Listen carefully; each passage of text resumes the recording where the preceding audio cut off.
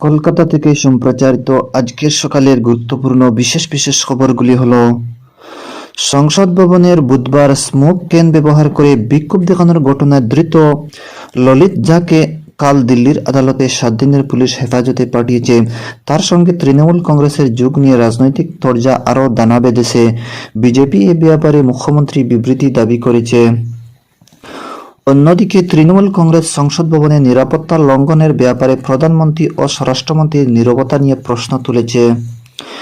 লোকসভা থেকে বহিষ্কৃত তৃণমূল কংগ্রেস সাংসদ মহিয়া মৈত্রের সুপ্রিম কোর্টে দাখিল করা আবেদনের শুনানি স্থগিত রাখা হয়েছে। ফোর্ট উইলিয়ামে দুদিনের বিজয় দিবস অনুষ্ঠানের কাল সূচনা হয়েছে। বিশিষ্ট সঙ্গীত শিল্পী ও সুরকার ডক্টর অনুপ ঘোষালের প্রয়াণে সংস্কৃতি জগতে সুখের ছায়া। বাংলা মহিলাদের অনূর্ধ্ব 23 টি20 ক্রিকেট সৌরাষ্ট্রকে হারিয়ে দিয়েছে। এবারে শুনেন বিস্তারিত খবর।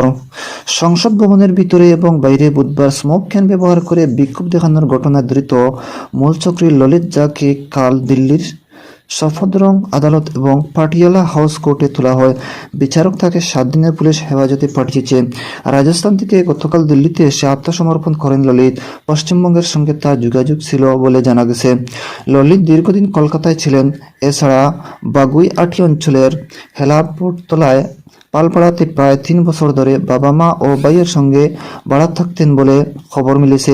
10ই ডিসেম্বর তার বাবা মা ও ভাই বিহারে দেশের বাড়িতে চলে গেলেও ললিত নিজে লালপাড়ার বাড়িতেই ছিলেন বলে প্রতিবেশীদের দাবি। সংসদ ভবনে হামলার 3 দিন আগে তাকে শালদা স্টেশনে দেখা যায়। ললিতের প্রতিবেশীদের পুলিশ ইতিমধ্যে জিজ্ঞাসাবাদ শুরু করেছে। অন্যদিকে ললিত ঝাকে ঘিরে রাজনৈতিক তরজা আরও দানা বেঁধেছে। বিজেপির রাজ্য সভাপতি সুকান্ত মজুমদার তৃণমূল কংগ্রেস বিধায়ক তাপস রায়ের সঙ্গে ললিত ঝায়ের একটি ছবি পোস্ট করে দাবি জানিয়েছেন। ললিত শাসক দলের এই প্রবীণ নেতার ঘনিষ্ঠ। বিজেপির আইটি সেলের প্রধান অমিত বালব্য ললিতের সঙ্গে তাপস রায়ের যোগাযোগ নিয়ে তৃণমূল কংগ্রেস প্রধান মমতা ব্যানার্জির বিবৃতি দাবি করেছেন। এদিকে সুকান্তবাবুর পোস্ট কাল সামাজিক মাধ্যমে শেয়ার করে লিখেছেন, এই নিয়ে মমতা ব্যানার্জি চুপ করে থাকতে পারেন না। এদিকে রাজ্য বিজেপির পক্ষ থেকে তৃণমূল কংগ্রেস বিধায়ক তাপস রায়, তৃণমূল যুব কংগ্রেসের সাধারণ সম্পাদক সৌম্য বক্সি এবং নেতা রাজেশ শুক্লার সাথে ললিত ঝা এর ছবি এক্স হ্যান্ডেলে প্রকাশ করেন। বিরোধী দলনেতা শুভেন্দু অধিকারীও তৃণমূল কংগ্রেসের সঙ্গে ললিতের যোগাযোগ নিয়ে সরব হয়েছেন। হলদিয়ায় কাল তিনি সাংবাদিকদের বলেন। এদিকে সংসদে নিরাপত্তা লঙ্ঘিত হওয়া ঘটনায় গণতন্ত্রের এই পীঠস্থান কাল ও উত্তাল হয়ে ওঠে। নিরাপত্তায় গাফিলতি ও 14 জন সাংসদকে বরখাস্ত করার প্রতিবাদে লোকসভা ও রাজ্যসভার অধিবেশন কাল দফায় দফায় বিঘ্নিত হওয়ার পর দিনের মতো মুলতবি করে দিতে হয়। আগামী মঙ্গলবার 18 ডিসেম্বর আবার সংসদের উভয় সভারই অধিবেশন বসবে। কাল অধিবেশনের শুরু থেকেই বিরোধী সাংসদরা প্রতিবাদে সরব হয়ে ওঠেন। এদিকে সংসদ চত্বরে গান্ধী মূর্তির পাদদেশেও তৃণমূল কংগ্রেস সিপিআইএম ও ডিএমকের বহিষ্কৃত সাংসদরা বিক্ষোভ দেখান। বিরোধীদের কণ্ঠ রোধ করতেই তাদের এই সাসপেনশন বলে ওই 14 জনের দাবি। এদিকে বরখাস্ত হওয়া সাংসদের সঙ্গে দেখা করেন কংগ্রেসের শীর্ষ নেত্রী সোনিয়া গান্ধী। তিনিও প্রতিবাদে সামিল হন। সংসদে পরবর্তী রণকৌশল ঠিক করতে কংগ্রেস সভাপতি মল্লিকার্জুন খাড়গের চেম্বারে বিরোধিতা বৈঠকে বসেন। এদিকে সরকার সংসদের কাজে বাধা সৃষ্টির জন্য বিরোধীদের ভূমিকার তীব্র সমালোচনা করেছেন। কেন্দ্রীয় তথ্য ও সম্প্রচার মন্ত্রী অনুরাগ সিং ঠাকুর কাল সাংবাদিকদের বলেন, 3টি রাজ্যে পরাজয়ের পর আত্মবিশ্লেষণের পরিবর্তে বিরোধীরা সংসদের কাজকর্মে যেভাবে ব্যাঘাত ঘটাচ্ছে তা অত্যন্ত দুর্ভাগ্যজনক। তৃণমূল কংগ্রেস অবশ্য রাজ্যসভার দলনেতা ডেরেক ও ব্রায়ান সহ 14 জন সাংসদকে সাসপেন্ড করার প্রতিবাদে আন্দোলন চালিয়ে যাবে বলে স্পষ্ট জানিয়েছে। দলের নেত্রী রাজ্যের মন্ত্রী শশী পাজা কাল সাংবাদিকদের সংসদ ভবনে নিরাপত্তা লঙ্ঘনের ব্যাপারে প্রধানমন্ত্রী ও স্বরাষ্ট্রমন্ত্রী কেন নীরব সেই নিয়ে প্রশ্ন তুলেছেন। লোকসভা থেকে বহিষ্কৃত তৃণমূল কংগ্রেস সাংসদ মহিয়া মৈত্রের সুপ্রিম কোর্টে দাখিল করা আবেদনের শুনানি স্থগিত রাখা হয়েছে। লোকসভা থেকে বহিষ্কারের সিদ্ধান্তকে চ্যালেঞ্জ জানিয়ে তিনি শীর্ষ আদালতে দ্বারস্থ হন। কিন্তু আদালতে সেই শুনানি 3 জানুয়ারি পর্যন্ত পিছিয়ে দেওয়া হয়েছে। এদিকে সর্বোচ্চ আদালত জানিয়েছে আগে সব ফাইল তাদের পড়ে দেখতে হবে, সেই জন্য সময়ের প্রয়োজন, তারপরে বিষয়টি নিয়ে শুনানি হবে।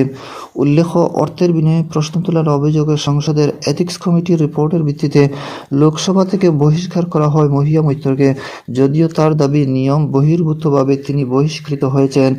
এদিকে নিয়োগ দুর্নীতি মামলায় ধৃত সুজয় কৃষ্ণ ভদ্রকে কেন জামিন দেওয়া যাবে না সে ব্যাপারে এনফোর্সমেন্ট ডিরেক্টরেটের কাছে কলকাতা হাইকোর্ট রিপোর্ট তলব করেছে।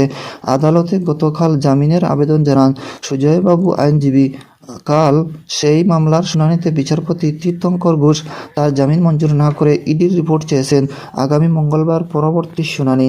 এদিকে 1971 সালে ভারত পাকিস্তান যুদ্ধে ভারতীয় সেনা ও মুক্তিবাহিনীর জয় এবং স্বাধীন বাংলাদেশের আত্মপ্রকাশ উদযাপন করতে কলকাতায় সেনাবাহিনীর পূর্বাঞ্চলীয় প্রধান কার্যালয় ফোর্ট উইলিয়ামে দুদিনের বিজয় দিবস অনুষ্ঠানে কাল সূচনা হয়েছে। এদিকে বর্ধমান স্টেশনে জলের ট্যাঙ্ক ভেঙে পড়ার ঘটনায় মৃতদের পরিবারকে রেল মন্ত্রক এককালীন 5 লক্ষ টাকা আর্থিক সাহায্য দেবে।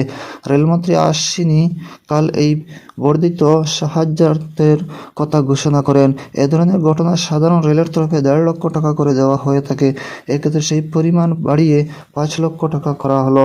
এদিকে পূর্ব রেলের জেনারেল ম্যানেজার অমর প্রকাশ ত্রিবেদী বর্তমান মেডিকেল কলেজ হাসপাতাল চিকিৎসাধীন আহতদের দেখতে যান।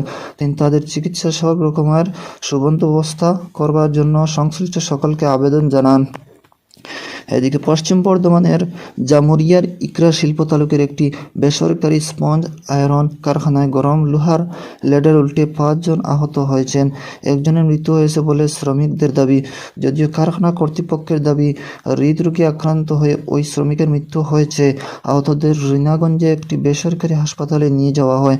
একজন অথবা গুরুতর হওয়া তাকে দুর্গাপুরের একটি বেসরকারি হাসপাতালে স্থানান্তরিত করা হয়েছে। গতকাল রাত 11টা নাগাদ এই দুর্ঘটনা ঘটে বলে কারখানা সূত্রে জানা গেছে। কী কারণে লেডের উল্টে তার থেকে গরম লোহা ছিটকে কর্মীদের উপর ছড়িয়ে পড়ল তা নিয়ে তদন্ত শুরু হয়েছে। অন্যদিকে বিশিষ্ট সঙ্গীতশিল্পী ও সুরকার ডাক্তার অর্ণব ঘোষাল প্রয়াত, বয়স হয়েছিল 78 বছর।